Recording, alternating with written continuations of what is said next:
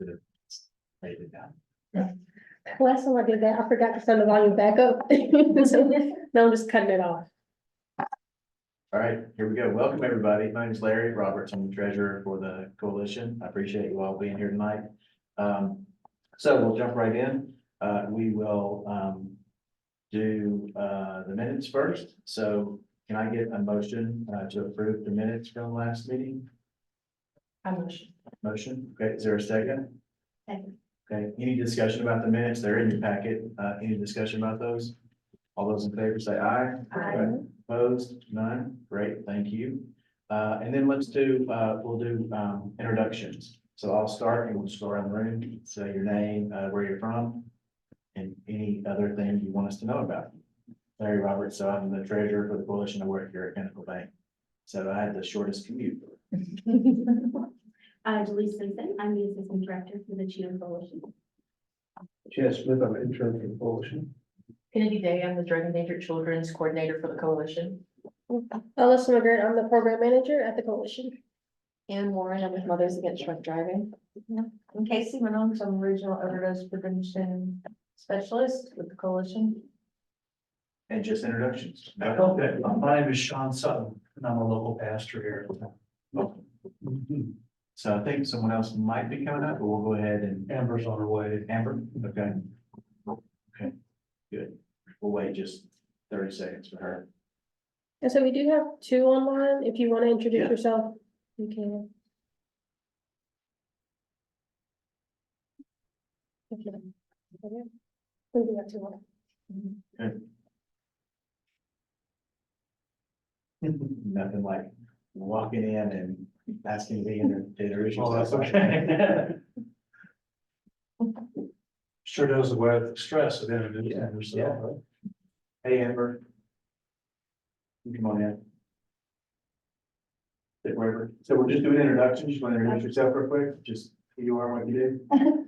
My name is Amber Jones, I'm a regional overdose prevention specialist, AKA Narcan lady. There you go. Thank you. All right, nobody online to introduce? Okay, good. So, we're skipping financials tonight. We don't have those, in our packet, so we're gonna skip those. We'll, approve those the next, meeting. So, Ann Warren is the program specialist with Mothers Against Drunk Driving. She's gonna be our speaker tonight.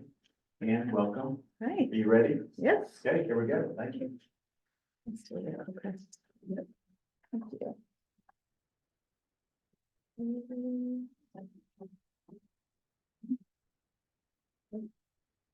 That's great.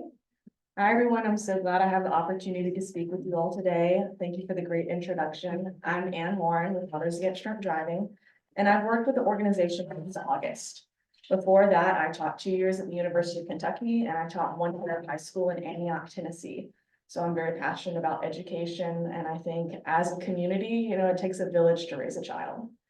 I don't have children. I hope to one day, but I think even if you aren't a parent, there's a lot of conversations we need to have when it comes to teens and children and alcohol and drunk driving. So I'm here today to give a brief overview of some of the free underage drinking prevention programs MADD offers, and to give you sort of an example of our typical parent presentation. The first program we offer is called Power of Me. It's a research-based program designed for 4th and 5th graders. And you might think that that sounds like a really young age to start talking to kids about alcohol. But now we know through research that most children start making decisions about the pros and cons of alcohol as early as age 8, so about 3rd grade. Now, this tone of the presentation is pretty gentle, and we do cover a few different things. We talk about brain development and how the brain isn't really developed until someone's in their mid-20s. We also talk about what kids can do to protect their brain and start evaluating how they can make critical thinking choices. We talk about vehicle safety, things they should be doing every time they get in the car, and things they can do to keep themselves more safe and lower the risk of crash if they're forced to ride with a drunk driver, such as maybe a family member or a friend's parent. Finally, we talk about life skills, like refusal skills and ways they can resist peer pressure if people around them are already drinking, or if they're maybe around older kids who are making those choices. These presentations can be for small groups in a classroom, or they can be for large groups in an auditorium. We also bring little flyers for them, and it has activities like coloring that they can do, word searches, and letters for their parents that we can send home so they know what their kids learned in the presentation. The second type of presentation we offer is called the Power of Youth.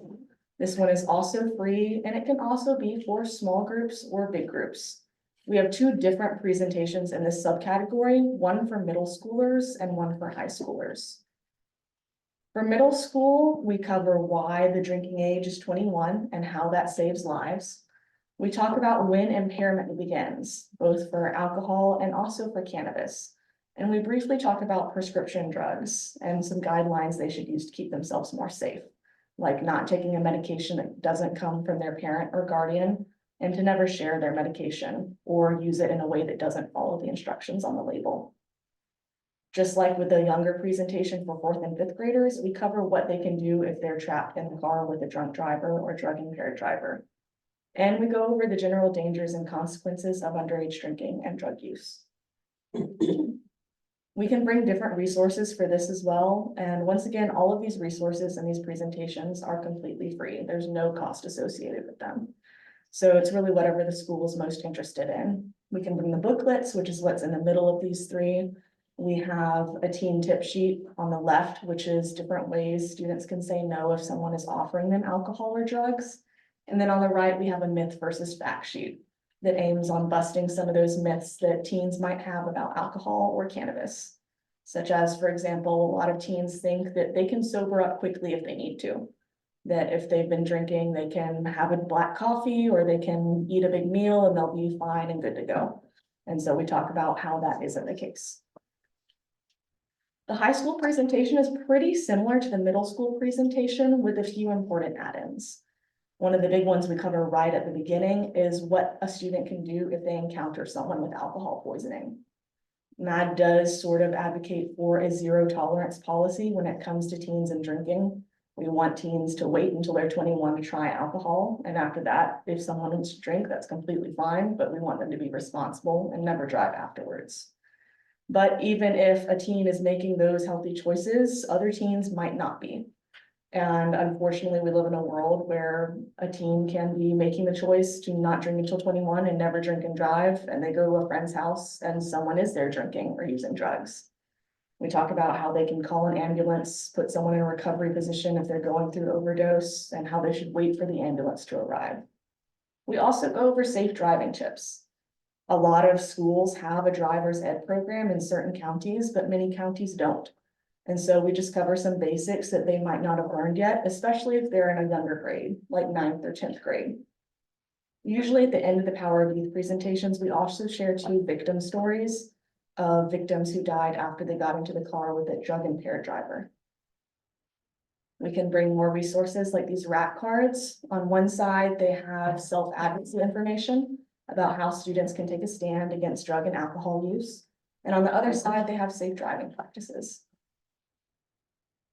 Our last underage drinking prevention program is the Power of Parents, which is the program I'm going to get into the most today. A lot of parents and adults in general think that maybe teens or children aren't really listening to what they're saying or they don't care about their opinions. But maybe surprisingly, 74 out of 100, or basically 3 in 4 teens, say that their parents are the biggest influence on their decisions about alcohol. So not only are they listening to what you're saying, but they're also watching what you're doing.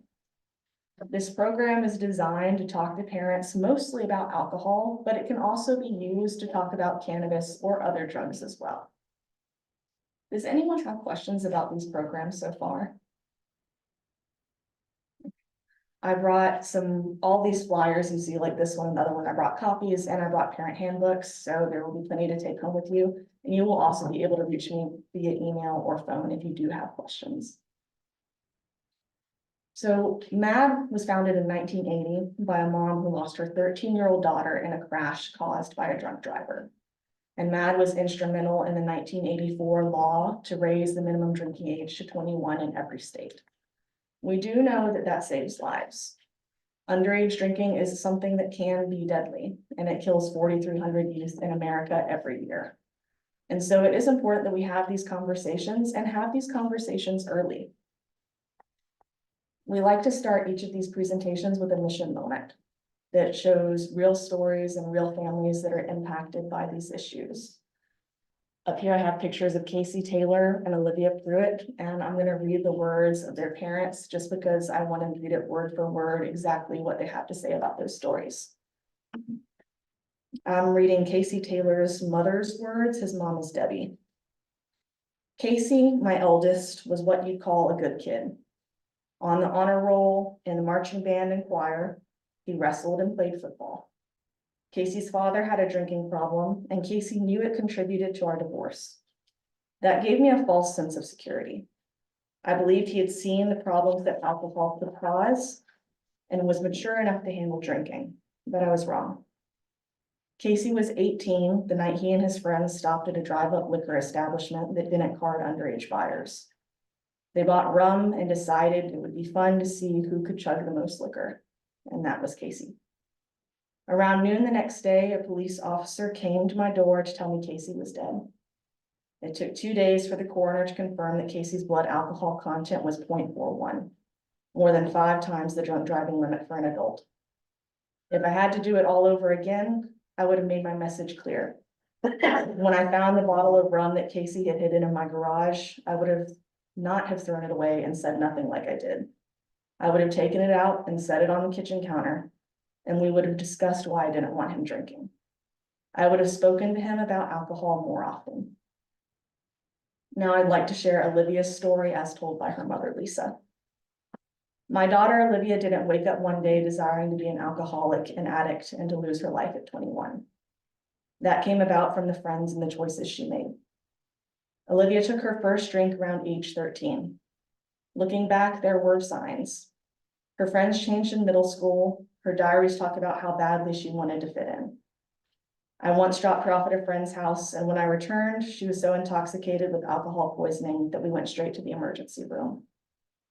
Drinking caused Olivia to lose her virginity just before the 8th grade to a high school senior. She was so ashamed that she drank more and tried to take her own life.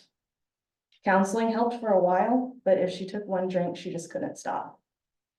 Olivia was a repeat offender. She got arrested, did drugs, wrecked a car, and became involved in an abusive relationship. Despite all the bad things, she still graduated early from high school with wonderful grades. When she wasn't under the influence, she was sweet and charming and funny. At age 21, Olivia called and asked for help. We got her waitlisted in an inpatient treatment program, and she was supposed to call every day to check for an opening. But Olivia stopped calling, thinking she could handle it herself. 3 months later, she drove drunk, hit an embankment, and died the next day. Later, I learned that the parents of one of Olivia's closest middle school friends allowed kids to drink at home as long as no one was driving. I had no idea. I trusted other parents. I never wanted to believe that my daughter had a drinking problem or was less than perfect.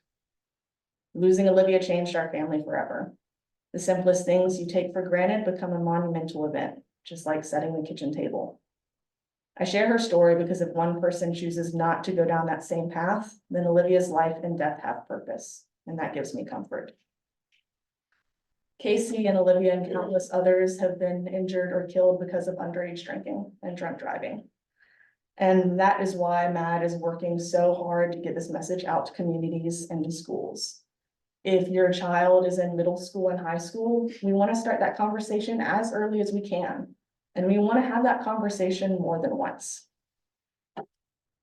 MAD has 4 principal goals: end drunk driving, help fight drug driving, prevent underage drinking, and then support the victims of these crimes. MAD also does offer victim services to anyone who is the victim or survivor, or the family member or loved one of a victim or survivor of drunk driving. That helpline is down at the bottom of each of these slides on the PowerPoint. We do know that it takes 2 people to have this conversation, which is why we have programs for students and programs for their parents or for adults within the community. The things I want to talk about today are the problem and consequences of underage drinking and cannabis use, the role of teens, friends, and peers, the role of adults, the role of parents, and what you can do today, tomorrow, and in the future to keep your kids safe. our national presenting sponsor nationwide. Without them, this program would not be possible. Alcohol is the most used drug by youth in the United States. And it kills 4,300 youth every year. When people talk about different drugs that teens are using, they often neglect alcohol, but alcohol is in fact a drug. And it's the most commonly used one, much more than tobacco or cannabis or any other drug combined. Teen drug use often starts with alcohol and then compounds when they start using polysubstance, like using alcohol and cannabis together. As I mentioned earlier, we know now that some children begin considering the pros and cons of drinking alcohol as early as age 8.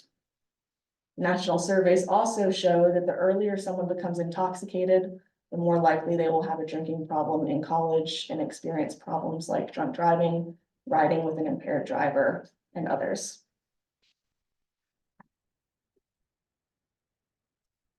We can just click the middle of that video. Thank you so much.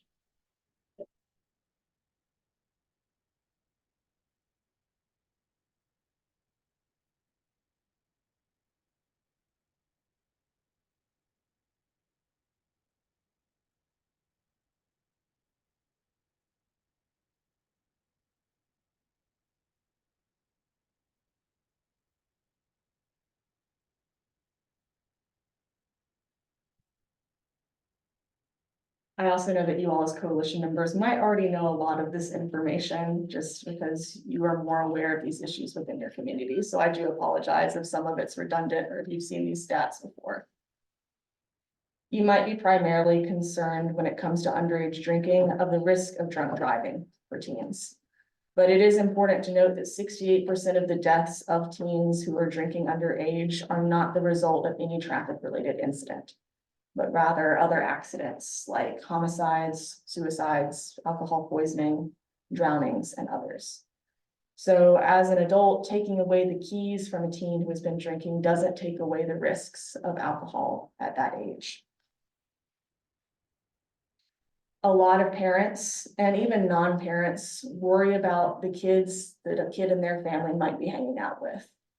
But honestly, it's less about whether or not your kid is hanging out with a bad kid or a bad group, and more about their perceptions on alcohol.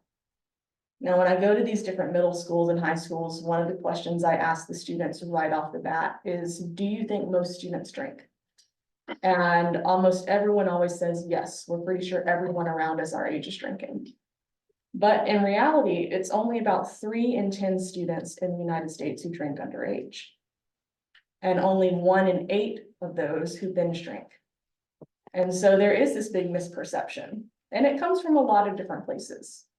It can come from media. I mean, we see it on TV and movies all the time. You know, there's a high school party and everyone there is drinking or using drugs. And also they might just hear it around school. Maybe the people who do drink talk about it more than the people who don't drink. But what we can do is talk to our kids about this misperception and correct this misperception. There are misperceptions for adults too. One of the most common ones I hear is an adult who might say, well, as long as they drink at home and they're not driving or going out, then it's probably fine and probably safe. But there have been a lot of studies done both in the United States and in Europe that students who do drink at home when supervised are more likely to drink outside of the home and in greater amounts when unsupervised. So it's not actually making it safe. There isn't really a way you can teach a child to drink safely. Their brain isn't developed yet. The prefrontal cortex, the part of their brain that makes decisions and allows them to do things like planning, strategizing, and multitasking, won't be developed until they're in their mid-20s. There is a misconception that alcohol is fine if it's just for a celebration for a child, like if they've won a big game or if they've done really well on a test, or that maybe letting teens drink at home takes away some of the mystery and makes them less curious about alcohol outside the home. But ultimately, these are myths. So I mentioned earlier that only 1 in 8 teens binge drinks of those who drink alcohol. But only 1 in 100 parents believe their child binge drinks. So those numbers don't really line up. And I do know it's hard to believe that of any kid you know. Whether that is a child that you have in your household, whether that's a younger cousin or a niece, a nephew, or a student. But that is why we do want to have these conversations early. 3 out of 4 teens report that their parents are the biggest influence on their decisions about drinking, which surprises a lot of people. And so that's why MAD partnered with Dr. Robert Teresi, who works at Penn State University, to develop this program, The Power of Parents. It was originally developed for parents of freshmen in college. When we think about underage drinking, that's probably when we really think it starts as like a society, even though it's starting earlier. But we found that underage drinking was reduced by 30% for college freshmen whose parents had read and used the handbooks. So it is even more effective when we start using those handbooks earlier. Here kind of have photos of the handbooks. The ones we have look slightly different. They're rolling out new versions all the time, but the content is mostly the same. We have ones for parents of middle schoolers or adults who have a middle schooler in their life. We also have a high schooler version, and we have versions available in Spanish as well. They're also all available in a flip book format or in PDFs online. And there are more resources online like pocket guides and documents that are a little smaller. Kind of just briefly going through what's in those handbooks. So we start by talking, what teens are going through. They are at a turbulent time in their lives. There's a huge difference between being in 8th grade than there is between being in 5th grade. And going from 8th grade to high school, it's like a whole different world. Teens go through a lot, and it's hard to sometimes understand what they're going through. And once again, even if you're not a parent, you never know when a child or teen is going to come to you and try to have this conversation. I can't tell you how many times as a high school teacher, a student would come up to me and say, I really don't know what this is, and I'm afraid to ask my mom because I don't want her to be mad at me. Or I wish I could talk to my dad about this, but I know he'll be disappointed if he knows I'm hanging around these people. And so teens do want to have that conversation. But sometimes just because they don't know how to start it, it can be hard for them to take that first step. Which is why it can be good for you all to take the first step. Whether you are a parent, whether you are a pastor, a teacher, whether you work at a coalition with young children, you can have that conversation with the people around you. You can start that off just by saying simple things like, oh, I've heard in the news lately that more teens are using alcohol. And I just wanted to take a few minutes to talk to you about that. You can talk early and you can talk often. You don't have to sit down for a 3-hour window and go through every single thing one after another. That would probably scare any teen half to death.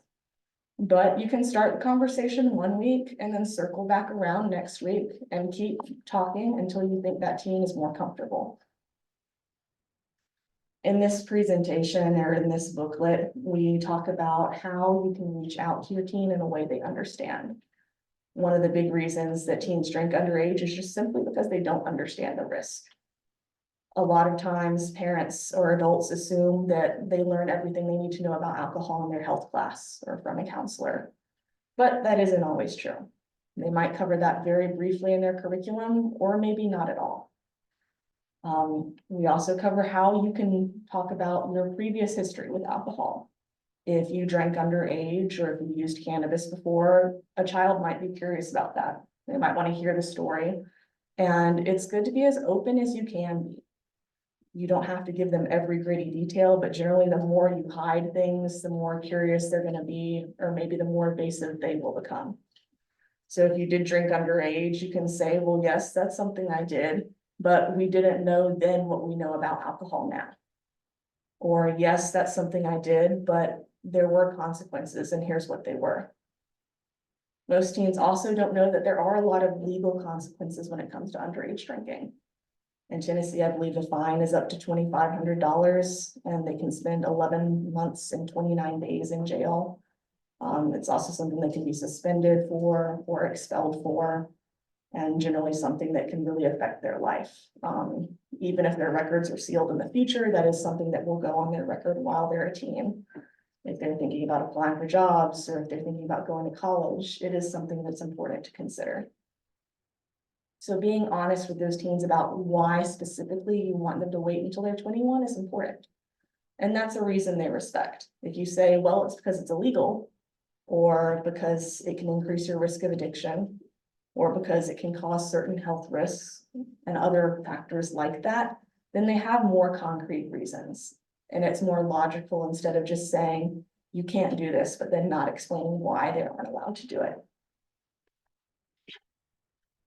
One thing we do also examine in these booklets is peer pressure.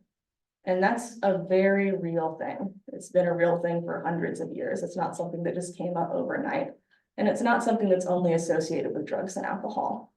They might have peer pressure to do other things they don't want to do as well. And teens are in a difficult situation. They want more freedom and more independence, but they're still developing the maturity and the capability of handling those things.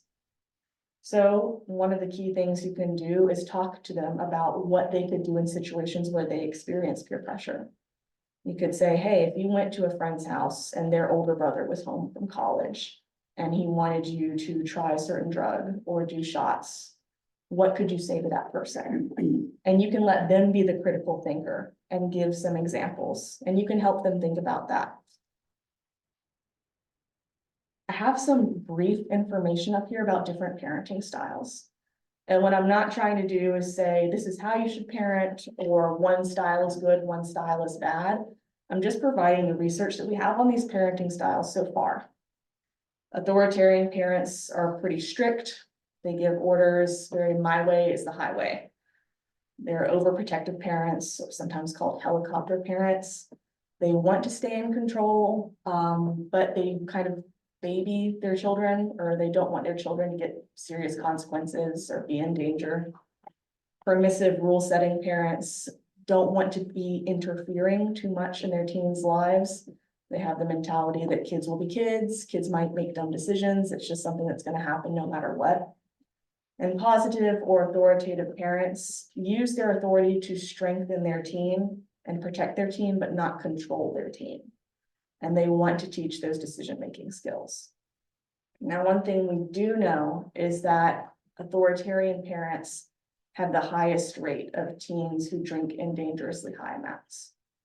And psychologically, there could be many reasons for that. Maybe teens feel like they're too controlled within the house, so when they get out of the house, they act out or they make decisions they wouldn't normally make. We also know that for positive and authoritative parents, their children, should they choose to drink in smaller amounts. And so once again, it's not that one style is good or bad. Different styles have different merits, and you have to ultimately consider what works best for you and your household. It's hard to have these conversations, and I can appreciate that it's uncomfortable sometimes and awkward. You never want to believe that the child or teen in your life is doing something that they're not supposed to be doing. But you also never know when they're really going through something sometimes unless they choose to tell you. And so you do want to build that trust with them. You can reach out a hand and say, are you going through something? You've been in that situation before, maybe not with a teen, but you see a friend or you see a family member and you can tell that it's different. They're acting different, they're not the same. And if you reach out to them, sometimes you are able to help. Ultimately, this is a conversation you want to have multiple times. Many parents or community members think that teaching overall values is enough. Like saying you should be honest, respectful, and show integrity will mean that teen knows everything they need to know about facing different situations. And overall values are important, but we do really need to be more specific. As I mentioned too, the booklets also cover how you can handle questions about your own history with drinking and with alcohol. And I do want to say again that MADD is not against people 21 and over drinking alcohol. We just want people, if they do drink, to be responsible about it and never drive afterwards. Teens do what teens do to a certain degree. They're at school for 7 hours a day or more. If they are in an after-school activity or on a sports team, they might spend more time out of the household. And realistically, you cannot control who they are around every minute of the day.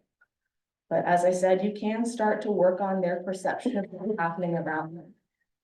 One of the things you can do is offer alternatives to drinking.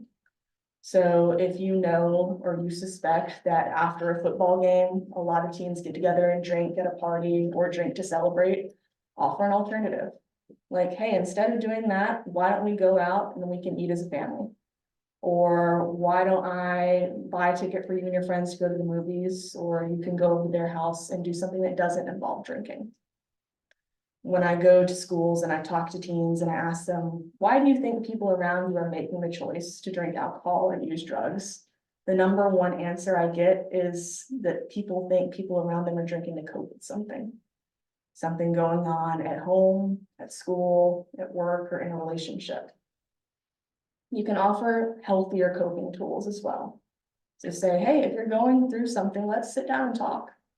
Or let's find a healthier outlet. Let's maybe try a sports team or try a hobby or do something else that's relaxing and therapeutic that is not so destructive as drinking alcohol or using another drug.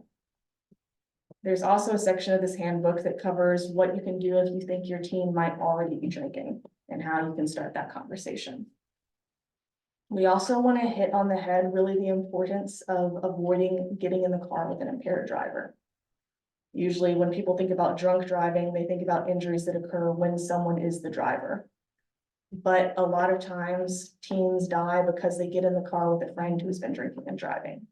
And young drivers are actually 17 times more likely to die in a crash where alcohol is involved, whether they're the person drinking and driving or they're riding with an impaired driver. So you can set clear objectives and clear consequences. And those objectives can be pretty simple. Don't drink and drive. Don't drink till you're 21, and don't get in the car with an impaired driver. And you can also have simple consequences for those actions. Like if you are drinking underage, you're going to be grounded for this amount of time. Or you are not going to be able to participate in this activity or go to the prom, but set those consequences and stick to them. You can also apply these principles for these conversations about alcohol to other drugs like cannabis. Cannabis is something we see used more and more since it's been legalized in certain states, even though it's not legalized in Tennessee. And it is the second most misused drug among youth, second to alcohol. We do want to debunk myths that students have about cannabis. A lot of students don't know that cannabis is addictive, and it is. Or a lot of students think that driving under the influence of cannabis isn't as bad as drunk driving, and that is also a myth. What we can do is have conversations about polysubstance use. One thing we do know is that 1 in 3 teens who drink underage have used cannabis at the same time at some point. And when teens do use polysubstance, they're likely to experience 2 to 3 times more problems and consequences. Ultimately, you do have the power to make a difference. Even if you are not a parent, I guarantee there is a child or teen out there that looks up to you and values your opinion. You can also just extend your hand by saying something simple like, if you get into trouble, or if you're in a situation where you couldn't accept a ride because the person you were supposed to ride with was drunk or high, you need to know that you can call me and I'll come get you, or I'll send somebody to get you. I asked teens in high school to think about that. If they had to turn down a ride from a friend who had been drinking, who could they call to come pick them up? A lot of teens don't say mom or dad because they worry about the disappointment that their parent might feel, or they worry that they might be grounded or in trouble. But I always tell teens that any family member or anyone who loves them would rather drop everything and come get them right then and there than for them to ever be in a situation where they were unsafe or in danger.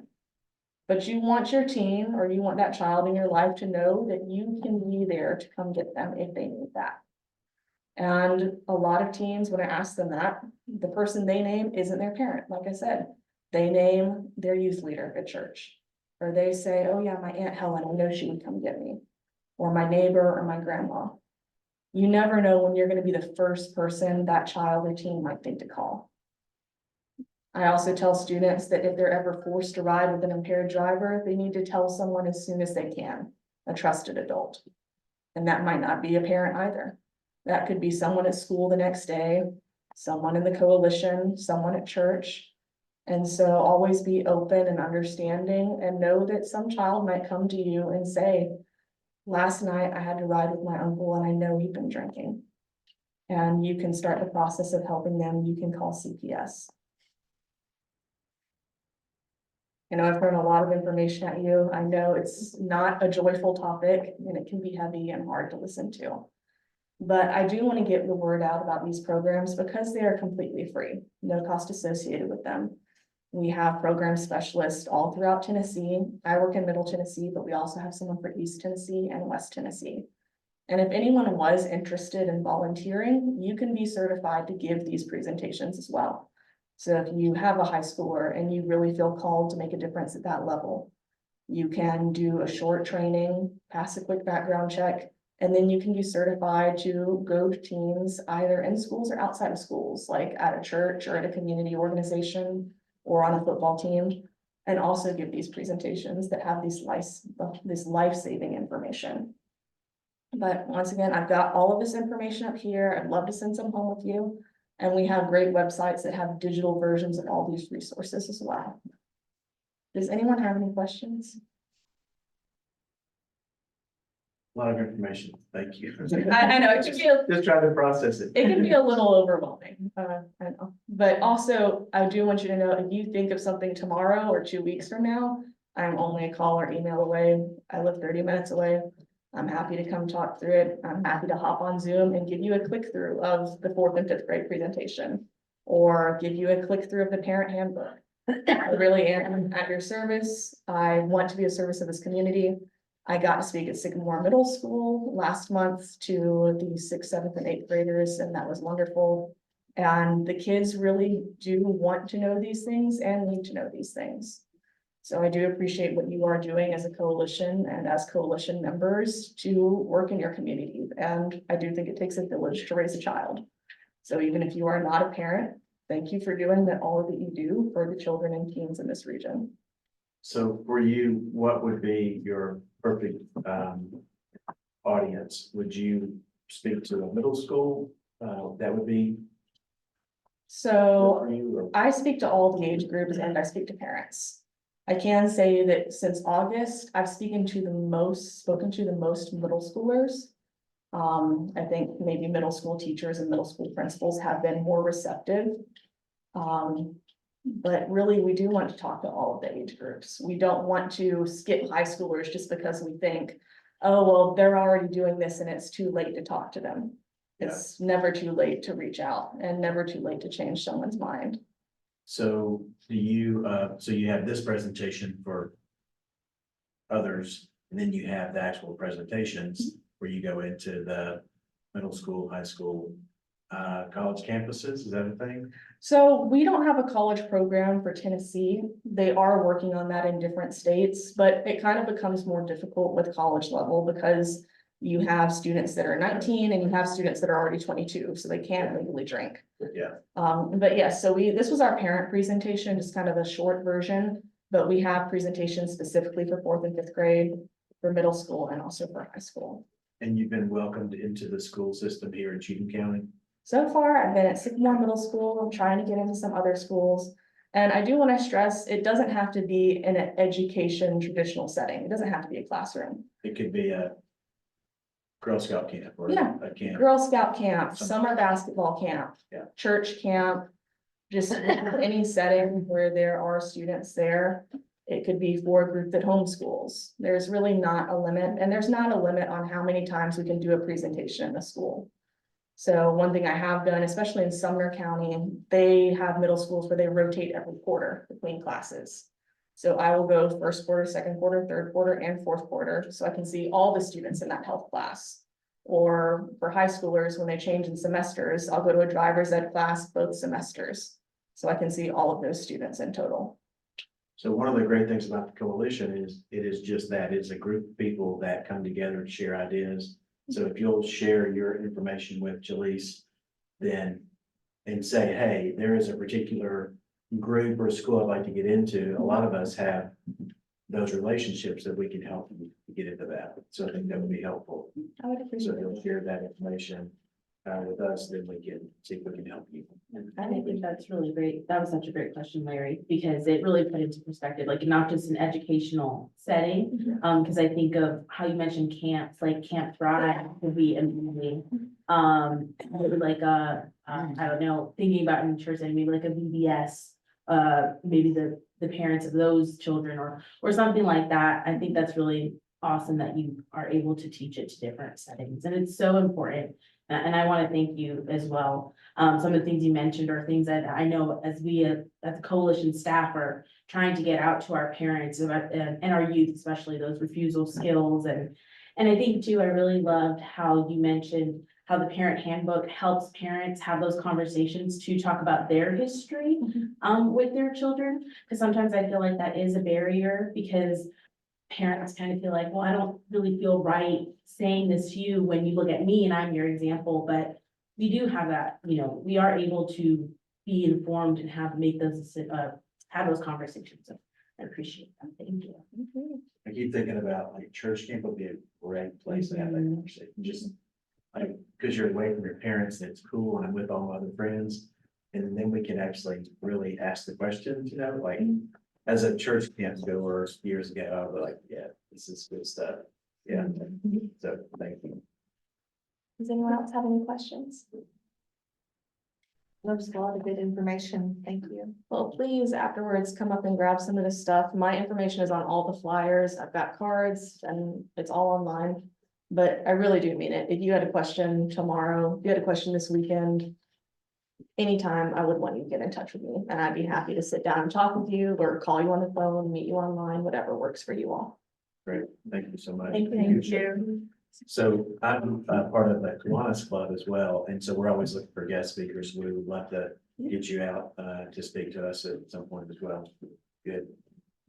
Okay. I always love our topics. We really have good subject matter. I appreciate it. So let's do announcements. Any announcements here in the room? Sure, I'll just do some coalition announcements really quick. The first is as a county, we've always done one drug take back, in October, but we are going to be starting to do 2 a year. So we have one coming up April 27th. We're going to be set up, as we do in October, we're going to set up in 3 locations. We're going to be at Kingston Springs Pharmacy. We're going to be at Hometown Pharmacy in Pleasant View. And we're going to be at the National Guard Armory. We're going to be at all 3 locations from 10 to 2. So if you have any medication that's expired or unused, you don't have to wait to drop it off in October or look for those permanent disposal boxes. You can drop it off April 27th. And if you're at the Ashland City location, I'll let Kennedy make an announcement, but there's a fun event going on that same location, same day. And then just kind of looking into April, we have Deck Day coming up. And our next coalition meeting is April 9th, and we'll be giving a little bit more information on the DEC approach, DEC awareness at that meeting. And you can check our socials for some more information as well. Yes, and the day that Jaleesa was referring to on April 27th, we also are doing Reduce the Risk. It's through Tennessee Voices for Law Collaboration. It's supposed to be a fun day for youth and families, have trainings for the parents. And while those parents are in training, we'll have fun activities for the youth. We'll be able to do vape escape for the older kids, middle school and up, just to give that awareness and information on the health effects and information they can have to be empowered to choose not to vape, and get what they need, but while having fun. And then we'll also have really cool, activities out there as well. Like, I've never heard of it before, but an instrument petting zoo. There's a guy that comes out and they bring instruments, you know, to interact with the kids, let them play that. So it's supposed to be a really fun time, free food, giveaways, door prizes. So yeah, come out if you're able. And if you're interested in maybe being a vendor or having a table, just let me know and I can get you put on for that too. And that is April 27th, 9 a.m. to 1 p.m. Do you want to discuss a little bit about National Fentanyl? I'm gonna try to get over a cold, guys. We are just now in the brainstorming phase of planning National Fentanyl Awareness Day. I have went ahead and secured, the location, the venue will be held at, Gateway Church. We are possibly thinking, holding the events at May 7th on a Tuesday from 5 to 7 PM. Of course, we will be catering food from the Colos, am I saying that right? Restaurant, and, we want to have a parent speaker, who lost her child, by taking a counterfeit, fentanyl press pill. And possibly, me providing a little shorter version of the naloxone training. And of course, we would like to do a 4-panel, discussion. I would be sitting on that, and the mother, already spoke to Shannon Heflin about sitting in on that, and we're possibly thinking about having Ray Crouch there as well. And just making a remembrance day to remember those lives that have been lost due to fentanyl.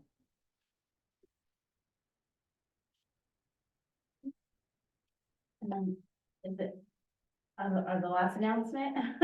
Oh. Technically Kennedy, but I Okay. don't wanna take her. No, so as you all may know, I did a CHOP event, at Bay Community Church. They so graciously let me use their space. It was really fun, and I decided to make an episode to air for, yeah, what we did at CHOP. So Alyssa's gonna play that for us. And if it's not good, then Alyssa made it, but if it's good, I did. Masters in their field. World-class chefs with extreme confidence and incomparable skill. 16 all-stars fight it out in this tournament. Only one will become the grand champion and get $75,000 for a favorite charity. All other all-stars will be shocked.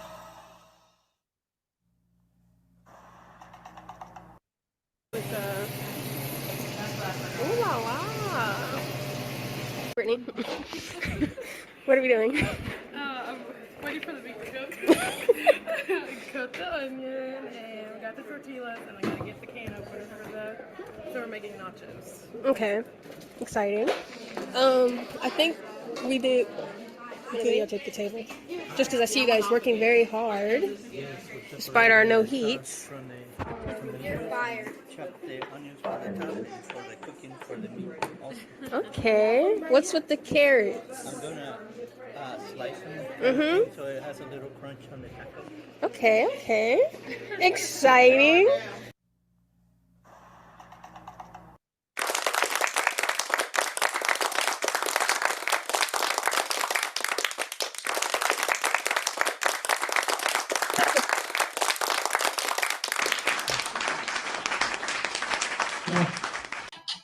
That leaves Teen Coalition Chopped.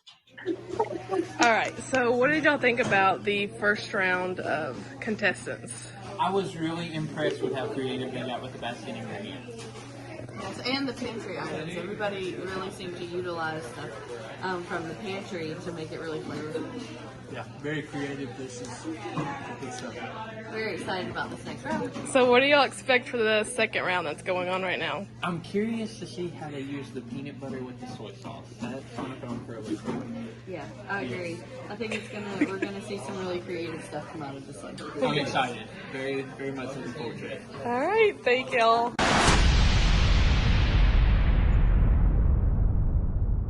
In our community, there are families struggling with addiction, and their children are caught in the crossfire. But together we can make a difference.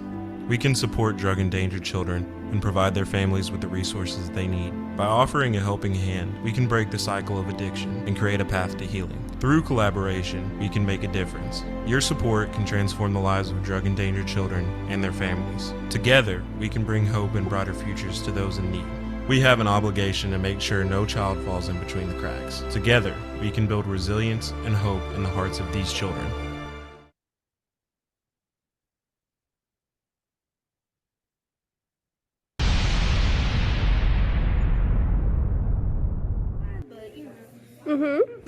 got, Mom said, you know what goes good with peanut butter? Bell peppers. Okay, I believe it. I put it up like that. We got all this peanut butter here, so the judges can dip in it and dig in.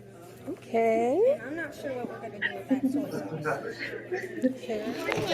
Video is on. Bring that real quick. I think we need to chop our bell pepper, and we Can I chop the bell pepper? Yes. So and we need here to chop are, some carrots. I said it smells good in here. Smells great. Yay. Looks good.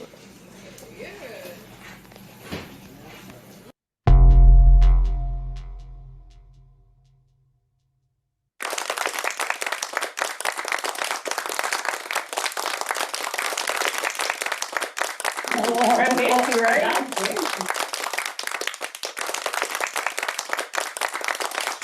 That leaves Team Ramen chopped. Oh, Amazing. Take a quick video. Awesome. Are you making like s'mores? I don't know what we're gonna call it yet. Something. Cool, cool, cool. And what came in the basket? Because I mean the bag. Because honestly, I don't. Oh, it was marshmallows, coffee, pudding, graham crackers. And then we got some items. Okay. It looks cool. Smells great. Amazing. Take a quick video. Cool, cool, cool. Any idea of the dish we'll be serving? We're making s'mores and a sundae soon. Because we have 30 minutes. There was just no. Yeah. Amazing, cool. I see the sprinkles. Going to be colorful. Love to see it. The fruit. And then we'll do that, and then you want a side of ice cream and do what you're saying with the ice cream.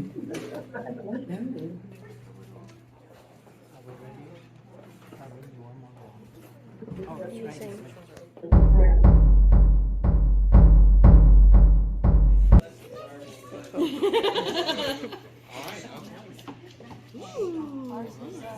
Tell us what you made. So, we made like chocolate sauce. Okay. And then we had strawberries, chocolate sauce, graham crackers, marshmallows. It's a dessert trio. So, real quick, how did you guys use the instant coffee? We put it in the sauce. Okay, in the So chocolate we sauce. incorporate it in the chocolate sauce. So it should be warm. Okay, all right, thank you. Amazing. What is this? It's graham crackers. Nice. Is this a s'more? Yep. All right. Tell us how you use the pudding. So, what we use the pudding is like to put the pudding into the s'more. Okay. We also use the coffee mix to mix into the marshmallows to put in it. Okay. The little sprinkles. I don't know what we're doing with sprinkles. No such Sprinkles. thing. It looks pretty. It looks delicious. I hope you guys. Is your name the Baconeers? The Baconeers, yes. Like car or bacon. Ah, yes, uh-huh. Okay, yeah. Thank you. Nice, thank you.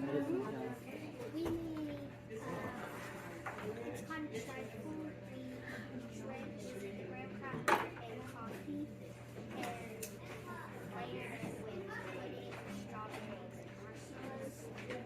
And once you have on the side, some strawberry ice cream. Strawberry.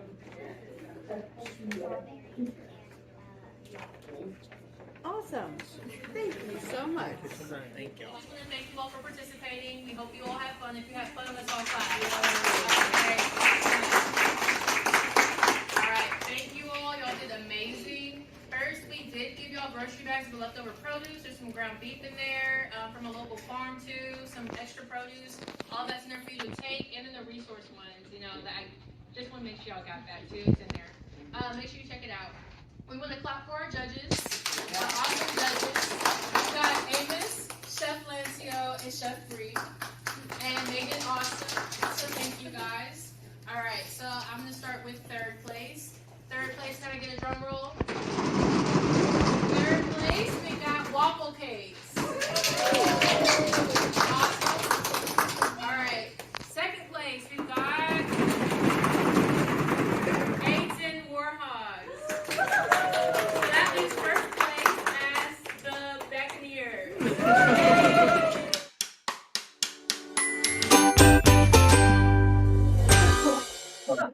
Thanks all.